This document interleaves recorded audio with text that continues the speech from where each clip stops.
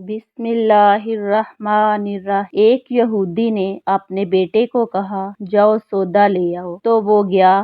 لڑکے راستے سے گزر رہا تھا کہ اس کی نظر حضور صلی اللہ علیہ وآلہ وسلم پر پڑی، اور حضور صلی اللہ علیہ وآلہ وسلم کی نظر بھی اس لڑکے پر پڑی۔ وہ وہیں بیٹھ گیا اور وہیں بیٹھا رہ گیا، اور دیر ہو گئی۔ وہ یہودی کبھی اندر جاتا کبھی باہر آتا کہ لڑکا کہاں رہ گیا، آیا نہیں ابھی تک۔ سورج غروب ہو گیا، مغرب کی نماز ہو گئی، شام کو گھر گیا۔ باپ نے پوچھا ارے نادان، اتنی تاخیر کی؟ باپ بہت غصے میں کہ بڑا نادان اور پاگل ہے، میں نے کہا تھا جلدی آنا، تم اتنی دیر کر کے آئے ہو، اور تمہیں سودا لینے بھیجا تھا، تم خالی ہاتھ واپس آ گئے ہو۔ سودا کہاں ہے؟ سودا کہاں ہے؟ بیٹا بولا سودا تو میں خرید چکا ہوں۔ باپ کیا پاگل آدمی ہو تم، میں نے تجھے سودا لینے بھیجا تھا، سودا تمہارے پاس ہے نہیں، اور کہتا ہے خرید چکا ہوں۔ بیٹا کہتا ہے بابا یقین کریں سودا خرید آیا ہوں۔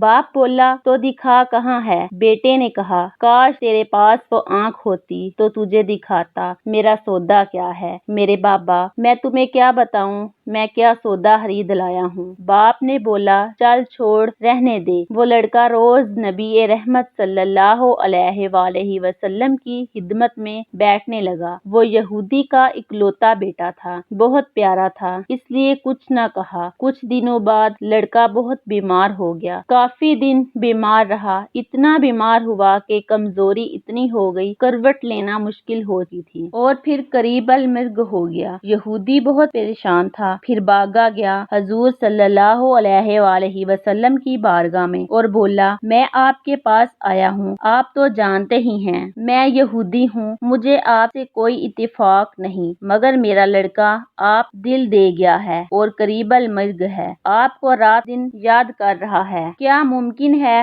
آپ اپنے اس دشمن کے گھر آ کر اپنے معشوق عاشق کو ایک نظر دیکھنا پسند کرو گے؟ کیا یہ آرزو پوری ہو جائے گی کہ وہ مرنے سے پہلے آپ صلی اللہ علیہ وآلہ وسلم کا دیدار کر لے؟ وہ کسی اور چیز کی آرزو نہیں کر رہا۔ آپ صلی اللہ علیہ وسلم نے یہ نہیں فرمایا میں جاؤں گا یا نہیں جاؤں گا، آپ صلی اللہ علیہ وسلم نے فرمایا ابو بکر اٹھو، عمر اٹھو، علی چلو چلیں، عثمان آؤ، باقی بھی جو سب ہیں چلیں، آپ کے عاشق کا دیدار ہم بھی کریں۔ اپنا دیدار اسے دیتے ہیں، آخری لمحہ ہے، آنکھیں بند کرنے سے پہلے اسے ہم کچھ دینا چاہتے ہیں، چلو چلتے ہیں۔ یہودی کے گھر پہنچے تو لڑکے کی آنکھیں بند تھیں۔ حضور صلی اللہ علیہ وآلہ وسلم کا سراپا کرم ہی کرم ہے۔ لڑکے کی پیشانی پر آپ صلی اللہ علیہ وسلم نے اپنا دست اقدس رکھا، لڑکے کی آنکھیں کھل گئیں جیسے زندگی لوٹ آئی ہو، جسم میں طاقت آ گئی، ناتوانی میں جوانی آئی، آنکھیں کھولی، روح مصطفیٰ صلی اللہ علیہ وسلم پر نظر پڑی، ہلکی سی چہرے پر مسکراہٹ آئی، لب کھل گئے، مسکراہٹ پھیل گئی۔ حضور صلی اللہ علیہ وسلم نے فرمایا بس اب کلمہ پڑھ لو۔ لڑکا اپنے باپ کا منہ تکنے لگا تو وہ یہودی بولا میرا منہ کیا تکتا ہے ابو القاسم محمد ابن عبداللہ، جو کہتے ہیں کر لو۔ لڑکا بولا یا رسول اللہ صلی اللہ علیہ وسلم میرے پاس تو کچھ بھی نہیں۔ آپ صلی اللہ علیہ وسلم نے فرمایا بس تم کلمہ پڑھو، میں جانوں اور جنت جانے، تم میرے ہو جاؤ، جنت بھی تو میری ہے، جنت میں لے جانا یہ میرا کام ہے۔ لڑکے نے کلمہ پڑھا، جب اس کے منہ سے نکلا محمد الرسول اللہ، روح باہر نکل گئی، کلمے کا نور اندر چلا گیا، آنکھیں بند ہوئیں، لب خاموش ہوئے۔ اس لڑکے کا باپ وہ یہودی بولا محمد صلی اللہ علیہ وسلم میں اور آپ دونوں مخالف، اس لیے یہ لڑکا اب میرا نہیں رہا، اب یہ اسلام کی مقدس امانت ہے، کاشانہ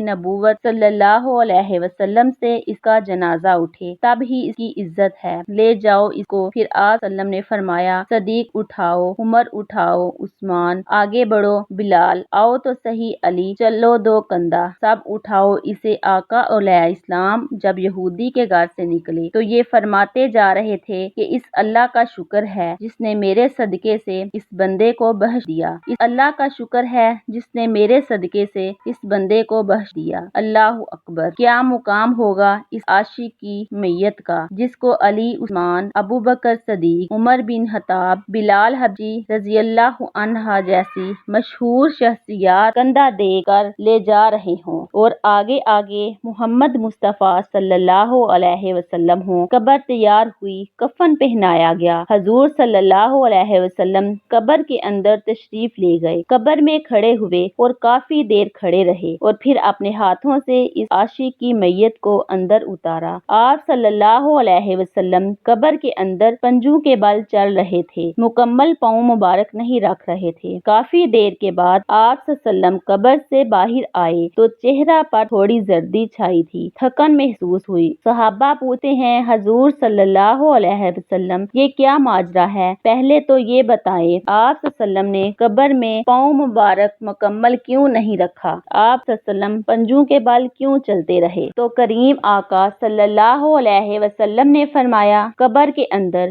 بے پناہ فرشتے آئے ہوئے تھے، اس لیے مجھے جہاں جگہ ملتی تھی میں پنجہ ہی رکھتا تھا، پاؤں رکھنے کی جگہ نہیں تھی، میں نہیں چاہتا تھا کسی فرشتے کے پاؤں پر میرا پاؤں آ جائے۔ پھر صحابہ نے پوچھا آپ صلی اللہ علیہ وسلم قبر کے اندر کیوں گئے؟ ہمیں کہتے ہم چلے جاتے۔ تو سبحان اللہ خوبصورت جواب دیا کہ میں نے اس لڑکے کو بولا تھا نا تیری قبر کو جنت بناؤں گا، تو اب اسی قبر کو جنت بنانے قبر کے اندر چلا گیا تھا۔ تو پھر حضور صلی اللہ علیہ وسلم اتنے تھکے ہوئے کیوں ہیں؟ تھکا اس لیے ہوں کہ فرشتے اور حوریں اس عاشق کے دیدار کے لیے آ رہے تھے اور میرے وجود سے لگ لگ کر گزر رہے تھے، ان کی وجہ سے تھک گیا ہوں۔